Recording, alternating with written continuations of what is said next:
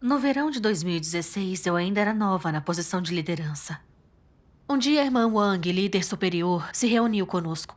Eu queria descobrir se um irmão seria um bom líder e pedi a ajuda dela. Sem pedir maiores detalhes sobre essa pessoa, nem falar sobre os princípios de cultivar, ela me disse para promovê-lo e substituí-lo se necessário. Eu temia que treinar a pessoa errada atrasaria o trabalho da igreja e expressei as minhas dúvidas. Para que ela comungasse os princípios específicos. Ela não me comunicou mais nada, mas me criticou por ser arrogante e não aceitar a verdade. E fez isso por um bom tempo. Ser tratada desse jeito foi constrangedor. E eu pensei, não devemos comungar sobre a verdade para resolver problemas? Quando temos problemas, você não nos ajuda comungando, mas nos repreendendo altivamente. Isso não é nos guiar a entender a verdade e seguir os princípios. Correto. Eu queria compartilhar a minha confusão. Mas ao pensar que ela tinha sido dura comigo na frente de todo mundo, eu temia que ela me repreendesse de novo e me chamasse de arrogante que não aceitava a verdade. Então fiquei calada. Nas reuniões seguintes, percebi que a comunhão da irmã Wang sobre as palavras de Deus não era esclarecedora. Era doutrina literal e não resolvia nenhum problema. Me perguntei se ela realmente tinha a obra do Espírito Santo. Mas achei que ela não estava num estado bom. Por isso a obra do Espírito Santo não era óbvia. E não dei importância. Mais tarde fizeram arranjos para que cada igreja escolhesse 3 líderes, para que juntos assumissem os trabalhos. A irmã nos disse que escolher líderes era muito importante e que devíamos tratar disso imediatamente. Mas não aconteceu desse jeito na hora de fazê-lo. Eu era a única líder na época e às vezes eu não dava conta de todo aquele trabalho. Eu expliquei as coisas, esperando que ela organizasse uma eleição. Ela disse que faria isso, mas passou o tempo e ela não fez nada. Eu escrevi tentando apressá-la, mas não aconteceu nada. Eu achei isso estranho. Ela sabia o quanto a eleição de líderes era importante. E a comunhão dela era ótima. Mas ela empurrava com a barriga quando devia fazer algo. Ela era só conversa, recitando doutrina sem fazer o trabalho prático. Mais tarde eu soube que ela atrasou as eleições em outras igrejas da mesma forma. De modo que líderes não foram encontrados a tempo. O que impactou a vida na igreja e seu trabalho. Ela tinha alguns problemas sérios. Tinha sim. Eu pensei que a irmã Wang devia ser uma falsa líder que não fazia o trabalho prático. E que se isso continuasse, todo o trabalho da igreja sofreria muito. Sim. Eu achei que deveria apontar esses problemas para ela. Mas na hora de escrever a carta, lembrei que ela era uma líder. Então seria ótimo se ela aceitasse. Caso contrário, poderia dificultar para mim e encontrar um pretexto para me demitir. Decidi esquecer o assunto. Larguei a caneta e não fiz nada. Mas então acabei me sentindo incomodada. Eu via seus problemas claramente e ficava quieta. Não era vontade de Deus. Eu sabia que devia dizer alguma coisa. Mesmo assim, eu não conseguia escrever. Não conseguia, mas não podia deixar de fazê-lo. Eu realmente estava num dilema. E você a escreveu? Não. Eu não escrevi a carta. Eu orei a Deus sobre a minha dificuldade. Mais tarde li essas palavras de Deus. 6º parágrafo, capítulo 13 das Declarações de Cristo no princípio. Dizem que consideram o fardo de Deus e defenderão o testemunho da igreja, mas quem o fez? Pergunte a si mesmo, você mostrou consideração pelo fardo de Deus? Você pode praticar a justiça para Deus? Você pode se levantar e falar por mim? Você pode colocar a verdade em prática firmemente? Tem coragem para lutar contra todos os atos de Satanás? Você pode deixar suas emoções de lado e expor Satanás pela minha verdade? Você pode permitir que as minhas intenções sejam cumpridas em você? Oferecer o seu coração nos momentos mais cruciais? Você é alguém que faz a minha vontade? Faça a si mesmo essas perguntas e pense nelas sempre. Amém. Amém. Amém. Parecia que todas as perguntas de Deus se dirigiam a mim. Então eu me perguntei: estou atenta ao fardo de Deus? Protegendo os interesses da casa de Deus? Pensei como havia visto a irmã deixar de comungar a verdade e resolver problemas, ralhando e constrangendo os outros. Ela só comungava a doutrina sem tratar dos problemas práticos do nosso trabalho. Sim. As eleições quase não avançavam. O comportamento dela impedia o trabalho da casa de Deus. Eu sabia que devia dizer alguma coisa a ela, para que ela soubesse como era sério. Mas eu temia que, se fizesse isso, ela dificultaria as coisas para mim e acharia um pretexto para me remover do meu dever. Eu não ousei dizer nada. Fiquei com um olho aberto e fechei o outro. Não protegi o trabalho da igreja. Só pensei em meus interesses. Eu era egoísta e carecia de humanidade.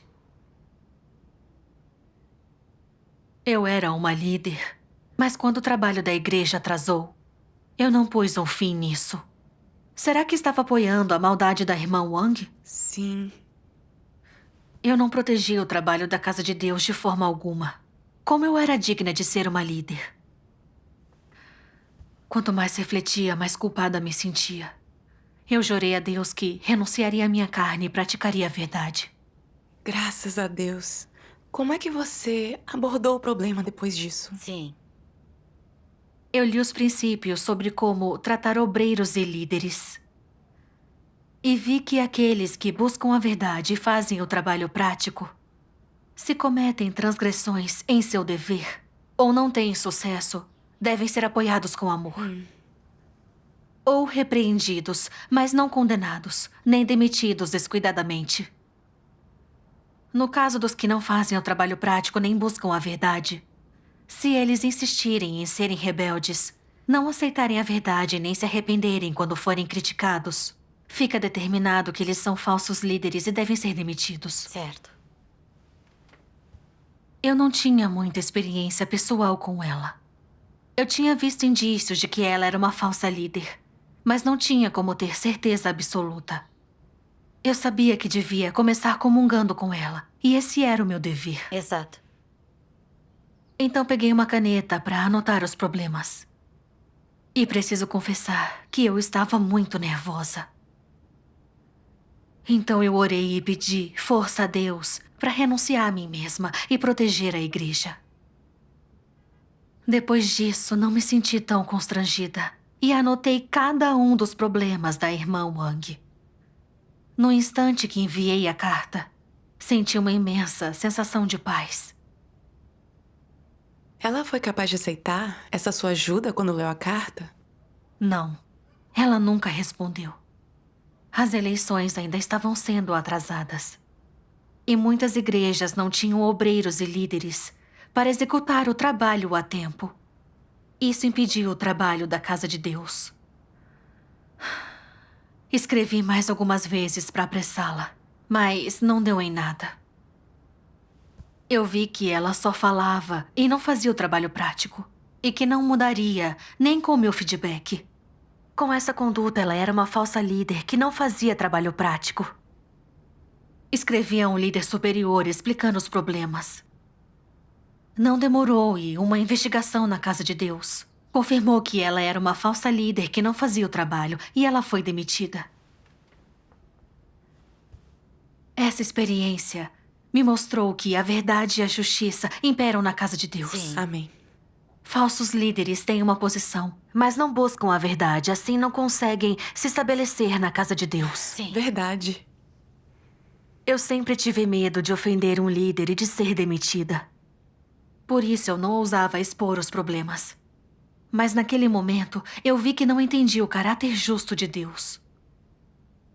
A casa de Deus tem decretos administrativos e princípios, seja a posição do líder alta ou não.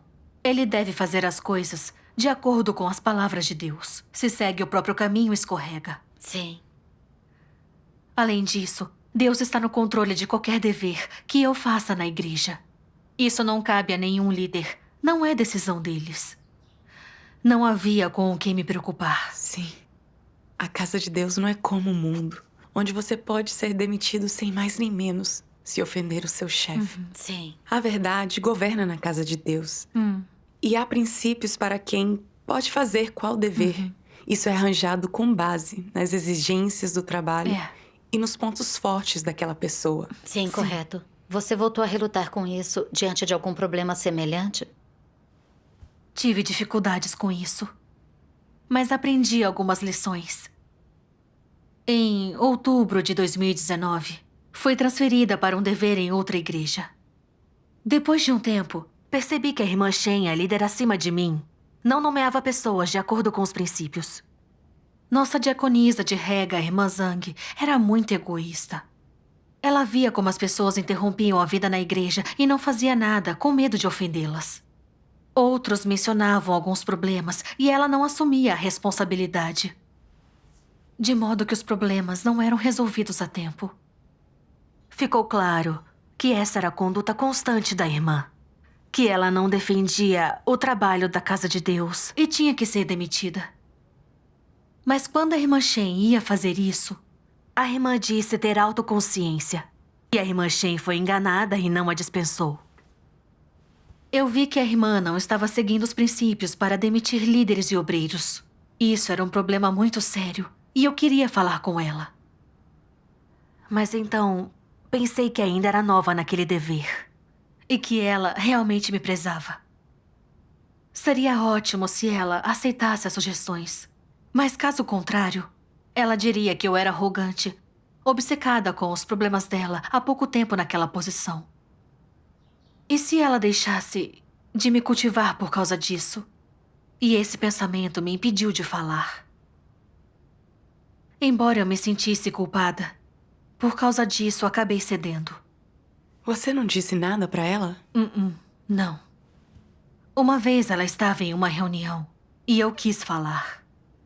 Aí ela mencionou que era nova em seu dever e que isso era difícil. Ela não estava bem. Eu achei que mencionar os problemas dela, quando ela tinha dificuldades, ela não acharia que eu era desumana e não amorosa? Então decidi ficar calada. Temia que o problema continuasse e ela ficasse negativa. E teria uma impressão muito ruim de mim. E decidi não falar. A diaconisa de rega acabou não sendo substituída. E isso acabou deixando muitos problemas não resolvidos. O que prejudicou a entrada na vida dos irmãos e o trabalho na casa de Deus. E eu me senti muito culpada por causa disso. Se tivesse me manifestado a tempo, o resultado poderia ter sido melhor. Certo. Depois lemos algumas das palavras de Deus e fiquei muito comovida. Terceiro parágrafo de um alerta para aqueles que não praticam a verdade. Muitos daqueles que estão na igreja não têm discernimento algum. Quando alguma coisa enganosa ocorre, inesperadamente ficam ao lado de Satanás. E até se ofendem se são chamados de lacaios de Satanás. E embora as pessoas digam que não têm discernimento, eles sempre ficam de lado sem a verdade. Eles nunca ficam ao lado da verdade quando o momento é crítico. E nunca se levantam para argumentar a favor da verdade. Eles carecem mesmo de discernimento? Por que eles inesperadamente tomam o lado de Satanás? Por que eles nunca dizem uma palavra que seja justa e razoável para apoiar a verdade? Essa situação é resultado de seus momentos de confusão? Quanto menos discernimento as pessoas têm, menos são capazes de ficar ao lado da verdade. Isso não demonstra que as pessoas sem discernimento amam o mal? Isso não demonstra que pessoas sem discernimento são crias leais de Satanás? Por que essas pessoas são sempre capazes de ficar ao lado de Satanás e falar a língua dele? Cada palavra e cada ato delas, as expressões faciais, são suficientes para provar que elas não são do tipo que ama a verdade. Pelo contrário, detestam a verdade. Amém. Amém. Depois que eu li isso, eu fiquei com a consciência muito culpada. Eu vi a irmã Shen violar os princípios para transferir líderes e obreiros. Ela não demitiu a tempo a obreira falsa que foi exposta, o que acabou afetando o trabalho. Eu sabia que devia comungar com ela e proteger o trabalho da Casa de Deus. Sim. Sim. Mas eu temia ofendê-la e mudar a imagem que ela tinha de mim. Então fiquei em silêncio, não defendi os princípios. Ou seja, o trabalho da Casa de Deus foi afetado. E eu tinha feito parte disso. Eu não amava a verdade, nem tinha senso de responsabilidade. Era uma pessoa desprezível e egoísta que ficava ao lado de Satanás. Deus havia me elevado para eu me desenvolver num dever importante e comungar-se tanta verdade com sinceridade para aprendê-la e ganhar discernimento. Ele me guiou para enxergar os problemas, esperando que eu defendesse os princípios e protegesse os interesses da igreja. Mas eu era egoísta e mordia a mão que me alimentava. Protegendo os meus interesses, eu continuava ignorando a orientação do Espírito, atrasando o trabalho da Casa de Deus e cometendo transgressões. Eu vivia nas trevas, enojando a Deus. Viver na corrupção e não praticar a verdade prejudica os outros e a nós mesmos. Verdade. Eu comecei a refletir. Porque eu sempre protegia a mim mesma quando acontecia alguma coisa. Que natureza corrupta me controlava? Então descobri tudo isso num vídeo de leituras das palavras de Deus. Vamos assistir a ele. Vamos.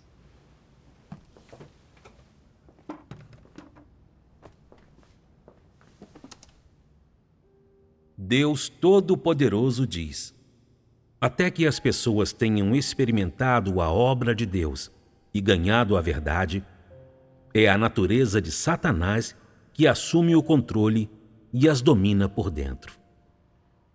O que especificamente essa natureza acarreta?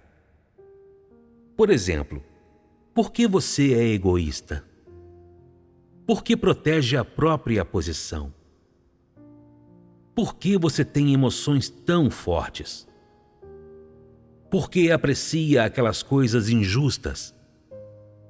Por que gosta daqueles males? Qual é a base para sua afeição por tais coisas? De onde vêm essas coisas? Por que você fica tão feliz em aceitá-las?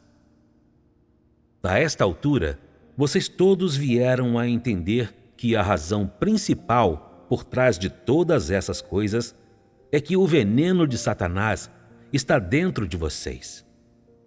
Qual então é o veneno de Satanás? Como ele pode ser expressado? Por exemplo, se você pergunta: como as pessoas deveriam viver? Para que deveriam viver? As pessoas responderão: é cada um por si e o diabo pega quem fica por último. Esse simples provérbio expressa a raiz exata do problema. A filosofia de Satanás se tornou a vida das pessoas. Não importa o que as pessoas busquem, elas o fazem para si mesmas. E assim, só vivem para si mesmas. É cada um por si e o diabo pega quem fica por último. Isso é a vida e a filosofia do homem e representa também a natureza humana. Essas palavras já se tornaram a natureza da humanidade corrupta, o retrato verdadeiro da natureza satânica da humanidade corrupta. E essa natureza satânica já se tornou a base para a existência da humanidade corrupta. Durante vários milênios, a humanidade corrupta tem vivido segundo esse veneno de Satanás, até o dia atual. Amém. Amém.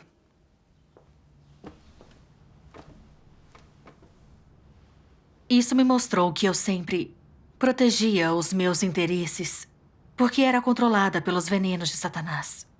Cada um por si e o demônio pega o último. Pessoas sensatas sabem se proteger. Quando algo está errado, melhor dizer menos. Eu estive imersa nesses venenos satânicos. Tornaram-se minha natureza. Eu vivia segundo eles e só protegia os meus interesses em cada situação. Entre os meus irmãos, eu sempre pensava só no meu status e reputação, não no trabalho da casa de Deus. Eu vi uma líder violar os princípios para transferir pessoas, mas eu temia que dizer alguma coisa seria ruim para mim.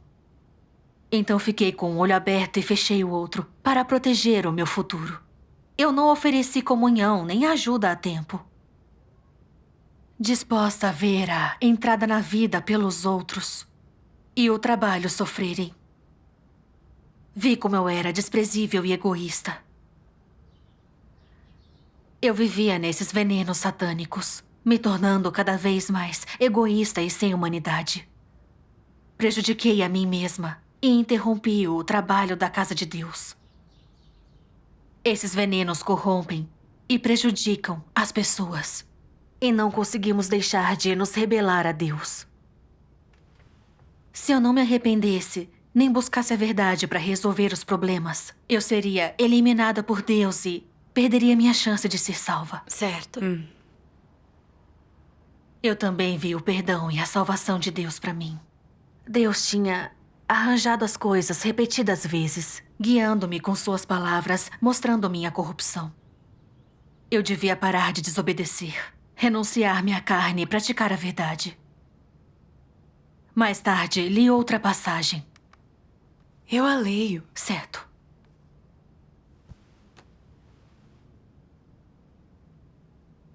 Promover e cultivar alguém não significa que ele já entende a verdade. Nem significa dizer que ele já é capaz de cumprir seu dever satisfatoriamente. As pessoas não devem ter expectativas altas, nem exigências impossíveis para com os que são promovidos. Isso seria insensato e injusto com eles. Vocês podem monitorar seu trabalho e se descobrem problemas ou coisas que violam os princípios, no decorrer de seu trabalho, vocês podem levantar o problema e buscar a verdade para resolver essas questões. O que não devem fazer é julgar, condenar, atacar ou excluí-los, pois eles estão no período de cultivação e não deveriam ser vistos como pessoas que foram aperfeiçoadas, muito menos como pessoas aperfeiçoadas ou como pessoas que possuem a realidade da verdade. Eles são como vocês. Esse é o tempo em que são treinados. Qual é o motivo de eu dizer isso? Para dizer a todos que devem abordar corretamente a promoção e a cultivação de vários tipos de talentos na casa de Deus, e que não devem ser duros nas exigências que fazem a essas pessoas. Naturalmente, as pessoas também não devem ser irreais em suas opiniões sobre elas. É tolice estimar ou reverenciá-las excessivamente. E não é humano ou realista ser excessivamente duro nas exigências que se fazem a elas. Qual, então, é a maneira mais racional de agir em relação a elas? Vê-las como pessoas comuns e, quando um problema exige busca, comungar e compensar as fraquezas com os pontos fortes do outro. Além disso, é da responsabilidade de todos ficar de olho em se os líderes e obreiros estão fazendo o trabalho real, se eles usam a verdade para resolver problemas. Esses são os padrões e princípios para avaliar se um líder ou obreiro está à altura do padrão. Se eles forem capazes de lidar com problemas gerais e de resolvê-los, então eles são aptos e competentes. Mas se não conseguirem nem lidar com problemas ordinários e resolvê-los, eles não são aptos a serem um líder ou obreiro e devem ser dispensados rapidamente. Escolham outra pessoa e não atrasem o trabalho da casa de Deus. Atrasar o trabalho da casa de Deus prejudica você e os outros e não é bom para ninguém. Amém. Amém. Graças a Deus. Aqui está. Essa passagem me mostrou como tratar líderes e obreiros. Eles não começam já entendendo a verdade e aptos para esse cargo. É um período de treinamento. Tem falhas e deficiências. Por isso devemos ser justos e imparciais. e não exigir demais deles. Ao mesmo tempo, temos que ficar de olho no trabalho deles. Quando ele está alinhado com a verdade, devemos aceitá-lo. Caso contrário, devemos apontar os erros e oferecer comunhão, para que possam ver os erros em seu dever e corrigi-los o quanto antes. Isso é bom para a entrada na vida deles e o trabalho da casa de Deus. Se ficar claro que alguém é um falso líder incapaz de fazer o trabalho prático, deve ser denunciado imediatamente. Essa é uma boa abordagem em relação aos líderes. É sim. Eu sabia que a irmã Shen era nova naquele dever e estava fadada a cometer erros. Eu, tendo visto problemas, devia apontá-los e oferecer comunhão. Eu poderia denunciá-la e expô-la caso ela não aceitasse. Não podia ficar de braços cruzados vendo o trabalho sofrer. Àquela altura, não queria proteger meus interesses. Eu estava disposta a corrigir os meus motivos. Graças a Deus. Alguns dias depois, a irmã Shen veio olhar nosso trabalho. E eu disse a ela que ela havia violado os princípios. Eu me abri com ela sobre o meu egoísmo e astúcia recentes. Ela usou as palavras de Deus para refletir.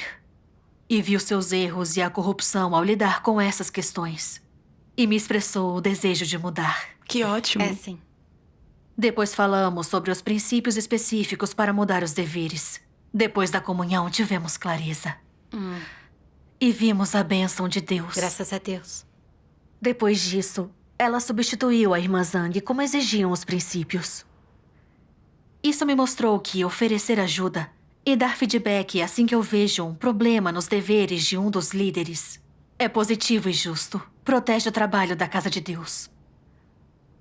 Vi que a casa dele trata todos segundo os princípios. Certo. Ninguém perderá o seu dever por um erro momentâneo ou alguma corrupção. Mas sua senda, sua natureza, sua essência e sua atitude em relação à verdade são avaliadas e ele é tratado. É justo e muito sensato. Graças a Deus. Vi como é importante buscar a verdade e seguir os princípios quando surgem problemas. Sim. Só tratar líderes e obreiros de acordo com os princípios pode beneficiar o trabalho da casa de Deus e os outros. Está alinhado com a vontade de Sim. Deus. Essas experiências mostraram a abordagem correta em relação a líderes e os princípios para lidar com qualquer problema que eles possam ter. Também ganhei entendimento do meu caráter egoísta, astuto e corrupto. E quis parar de ser egoísta.